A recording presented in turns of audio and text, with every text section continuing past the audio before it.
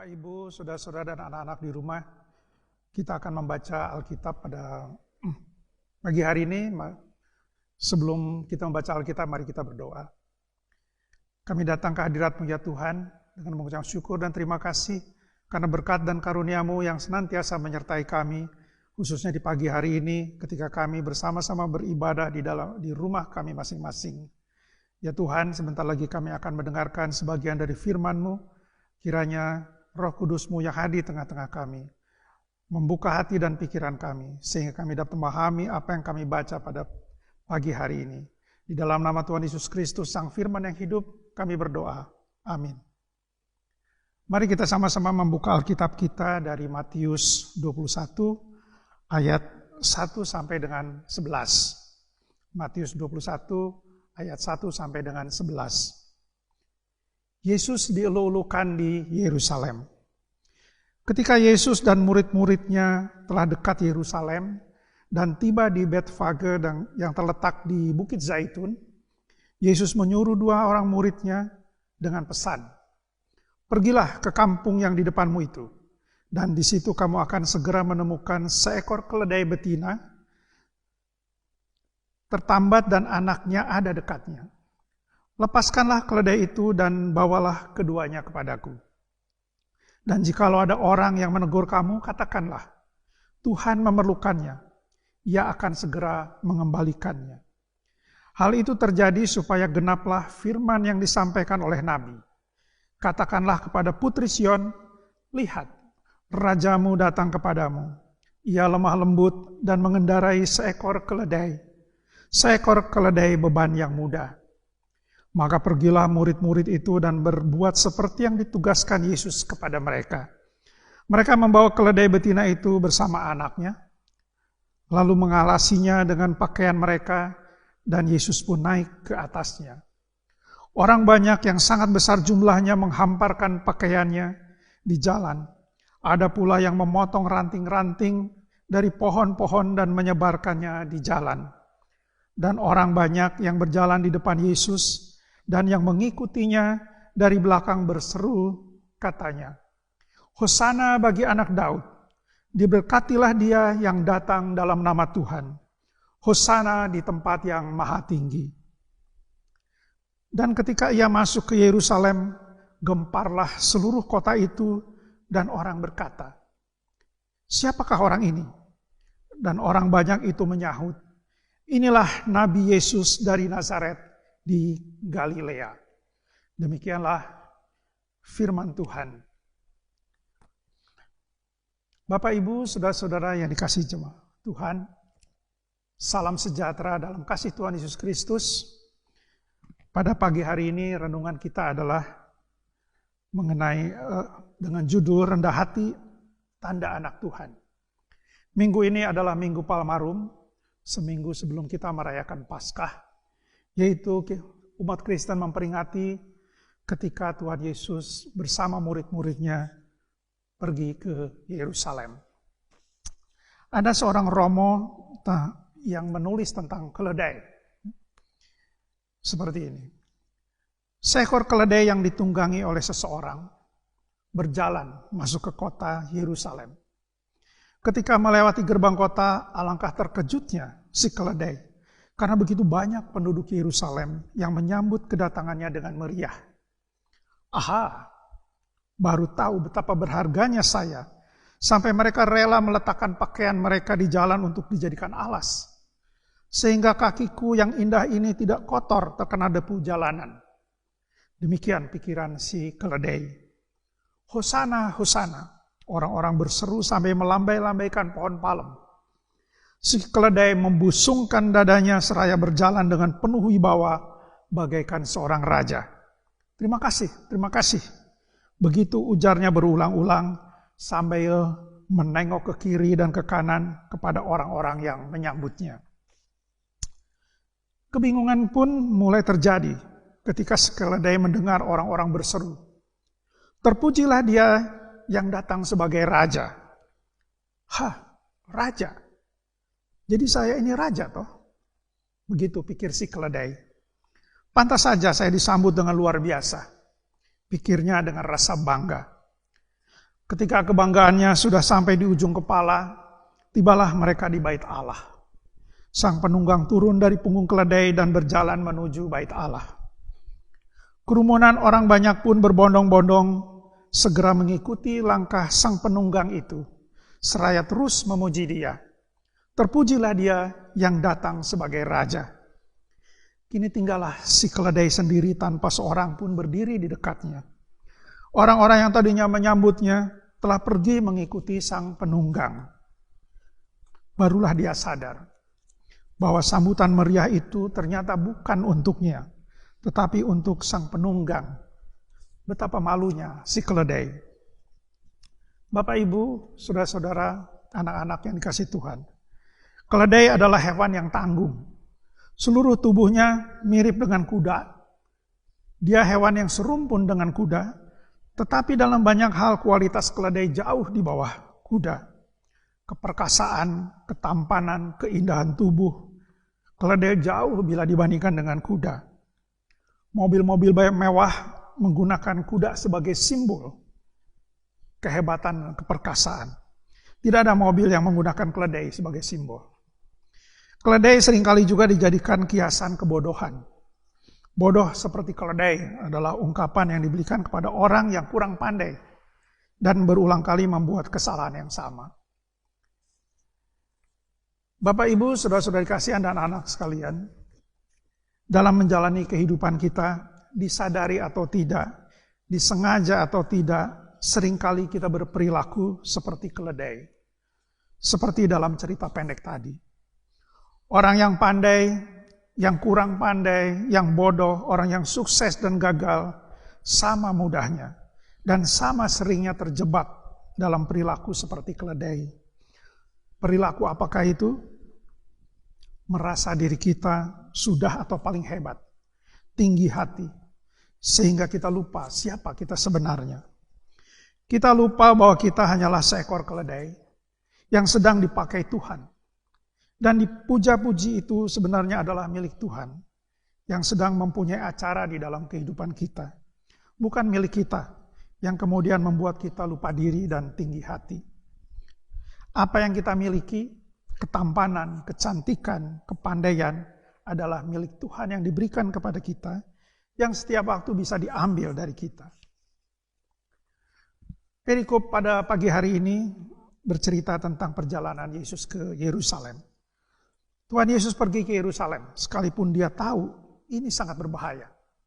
Dalam perikop sebelumnya di Matius 20 ayat 17-19, Yesus mengatakan kepada murid-muridnya bahwa di Yerusalem dia akan diserahkan kepada orang-orang yang tidak mengenal Allah, diolok-olok, dihina, dan bahkan dibunuh. Bahkan di dalam beberapa perikop sebelumnya, Tuhan Yesus juga sudah disarankan untuk tidak pergi ke Yerusalem karena berbahaya. Dengan mengalahkan rasa takut, Yesus tetap berjalan menuju Yerusalem. Karena dia menjalankan sebuah misi besar, yaitu tugas dari Allah. Yesus pasti takut akan apa yang terjadi padanya di Yerusalem. Karena dia pun seorang manusia. Tetapi dia mengalahkan rasa takut itu untuk sebuah misi yang mulia. Yang kedua, Yesus datang dengan menunggang keledai. Yesus menunggang keledai ke Yerusalem. Ia tidak memilih kuda yang perkasa, yang bisa mengangkat gengsi atau pamornya sebagai raja. Mungkin banyak alasan kenapa dia tidak memilih kuda. Mungkin nggak ada kuda pada waktu itu atau mungkin harganya mahal. Tetapi menunggang keledai mempunyai makna teologis yang khas Yesus. Yang konsisten dengan apa yang selalu diajarkannya kepada kita. Kesederhanaan dan kerendahan hati. Kita bisa membayangkan apa yang akan terjadi di Yerusalem kalau Yesus memilih menggunakan kuda yang begitu perkasa dengan sifat yang menantang. Bisa jadi terjadi kekacauan di Yerusalem. Nah, Bapak, Ibu, saudara-saudara, anak-anak yang dikasihi Tuhan, karakter Tuhan Yesus yang sangat menonjol adalah kesederhanaan, kerendahan hati, dan keinginan untuk melayani mereka yang papa dan menderita. Yesus tidak menampakkan diri sebagai orang penting yang minta dihormati atau ditakuti.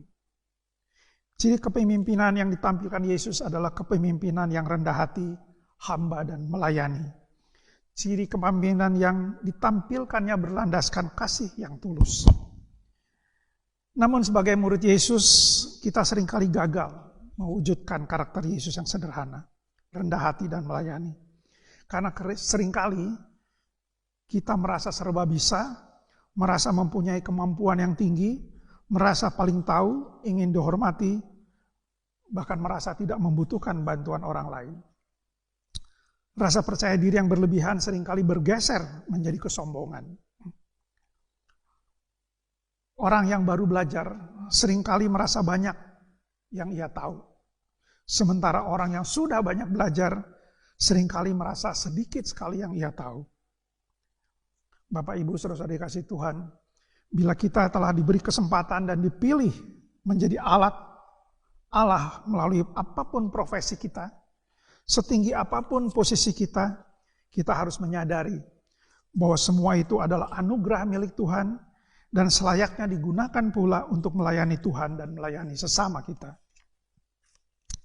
Saat ini wabah COVID-19 telah menyebar makin luas di negara kita. Virus yang menyebar dengan cepat dan menjangkiti banyak korban. Dalam situasi seperti ini sebagai orang Kristen, kita harus berperan lebih mengedepankan keberanian dan kerendahan hati. Seperti apa? Yaitu keberanian untuk menentang.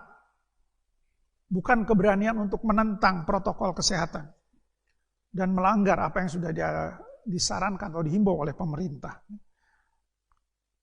Kita harus mengedepankan kerendahan hati, mengedepankan informasi tentang kehidupan, bukan tentang kematian. Informasi yang membawa harapan, bukan ketakutan. Mengirim pesan yang benar, yang jelas sumbernya, atau berasal dari otoritas yang resmi, bukan mengirimkan hoax. Dalam situasi seperti ini, kita harus berani mengambil sikap rendah hati dan bijak sebagai penyejuk suasana, sebagai pembawa ketenangan dan memberi kesaksian bahwa Tuhan senantiasa menyertai kita. Amin. Bapak Ibu, saudara-saudara dikasih Tuhan, mari kita memanjatkan doa syafaat kita. Mari kita berdoa. Kami datang ke hadirat-Mu ya Bapa yang penuh kasih dan karunia, untuk mengucapkan rasa syukur kami atas segala berkat yang telah Engkau curahkan kepada kami. Sehingga pada hari ini kami memiliki kemampuan dan kesempatan untuk bersama-sama memuji dan memuliakan nama-Mu. Kami sangat berbahagia ya Bapa, karena kami masih mendapat kesempatan untuk menerima sebagian dari firman-Mu. Kami bersyukur karena kami telah memperoleh berkat yang hidup, Tuhan Yesus, yang melalui Dia kami telah mendapatkan keselamatan dan sukacita. Melalui Dia kami belajar kerendahan hati. Ya Allah Bapa, kiranya Engkau juga berkenan memperkuat hati dan pikiran kami, agar mampu memahami dan menerima makna kehadiran Tuhan Yesus di dalam kehidupan kami.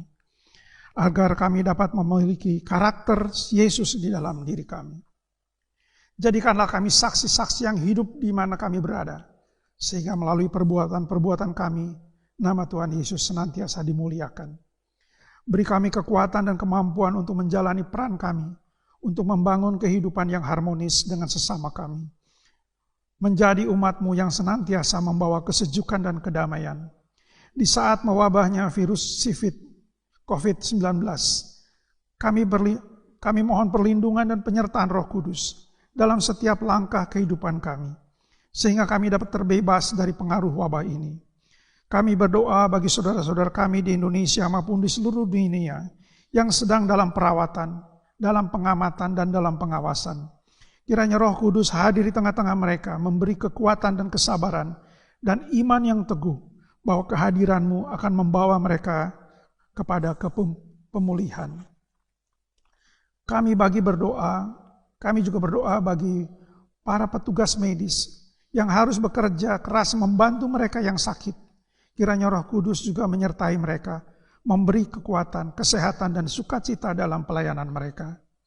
Bahkan kami berdoa bagi setiap upaya pencegahan dan penanggulangan virus ini yang dilakukan oleh pemerintah dan berbagai pihak yang peduli, agar semua upaya itu berhasil dengan baik bagi kehidupan umat manusia. Secara khusus kami berdoa bagi jemaat kami yang sedang dalam kondisi sakit dan dalam perawatan. Kami berdoa bagi Bapak Tukimin, Bapak Kalijo Ismoyo, Ibu Ika Septiarsi. Kami berdoa juga untuk pemulihan kesehatan Ibu Yohana Rustiningsih, Ibu Karmijan, Ibu Batubara, Ibu Supiati, Ibu Hadi Sucipto, Ibu Sunardiati Sarimin, Bapak Gatot, Ibu Suyati Kalijo Ismoyo, Bapak Darwin Sitompul, Bapak Edi Purwanto, Ibu Sumaryani Edi Purwanto, Bapak Suparto, Bapak Wasiman, dan Bapak Sugino. Kiranya Roh Kudus-Mu senantiasa hadir di tengah-tengah mereka, hadir di tengah-tengah keluarga mereka, memberikan harapan dan menjamah mereka agar mereka juga merasakan betapa besar kehadiran-Mu membawa sukacita di dalam kehidupan mereka. Inilah doa kami ya Tuhan, yang kami naikkan hanya di dalam nama Tuhan Yesus Kristus, Juru Selamat kami. Amin.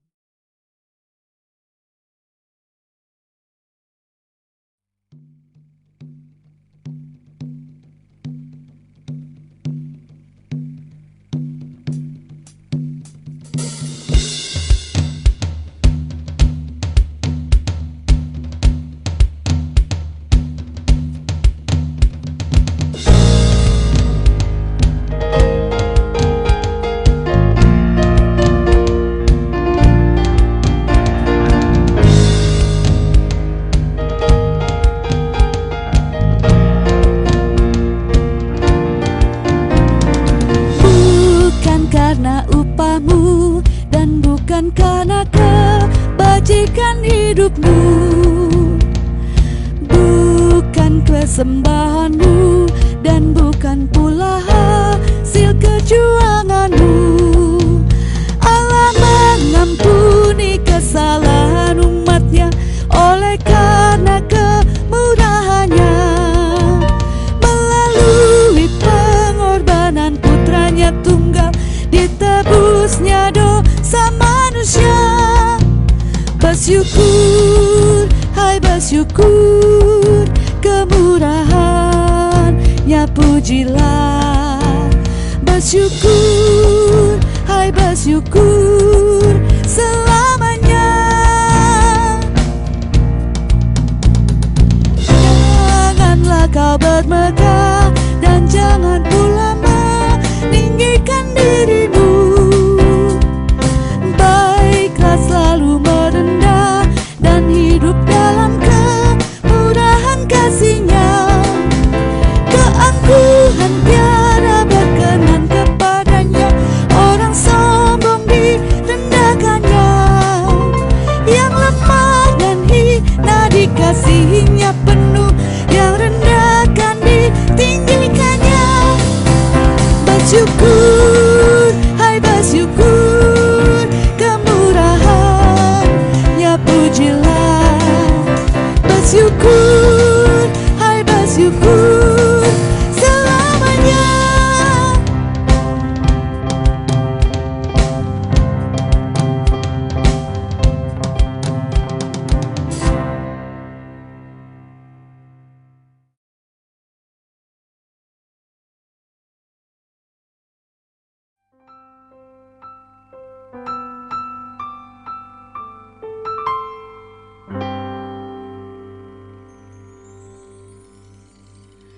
Bapa kami yang ada di sorga, dikuduskanlah nama-Mu, datanglah kerajaan-Mu, jadilah kehendak-Mu di bumi seperti di sorga. Beri kami hari ini makanan yang secukupnya. Ampuni salah kami seperti kami ampuni yang bersalah pada kami. Jangan bawa kami dalam pencobaan, melainkan lepaskan kami dari yang jahat. Sebab Kaulah yang punya kerajaan dan kuasa dan kemuliaan sampai selama-lamanya. Amin.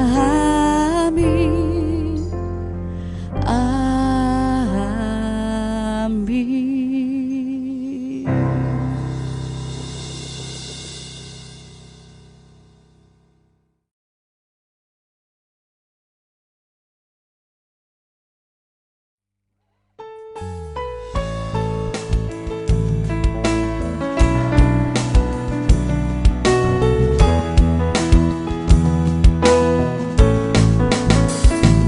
Ya Allah yang maha tinggi, Kau pencipta dunia ini.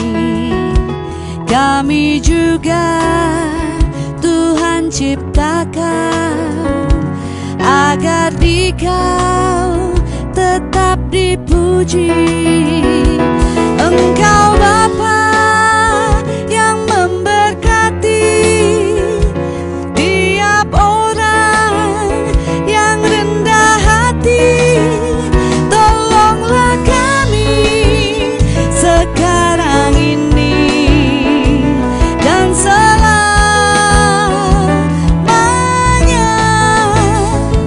Ya Allah kasih, Engkau lahir di dunia ini. Engkau mati di kayu salib. Engkau rela mengganti kami. Dari kubur telah kau bangkit, kuasa maut tiada lagi. Pimpinlah kami, sebab Engkaulah jalan yang benar. Ya Allah yang Maha Suci, Engkau turun di dunia ini. Kau menyala bagaikan api, memurnikan nurani kami, mengobarkan semangat kami, agar kami menjadi berani. Utuslah kami ke dunia ini dengan kuasa-Mu.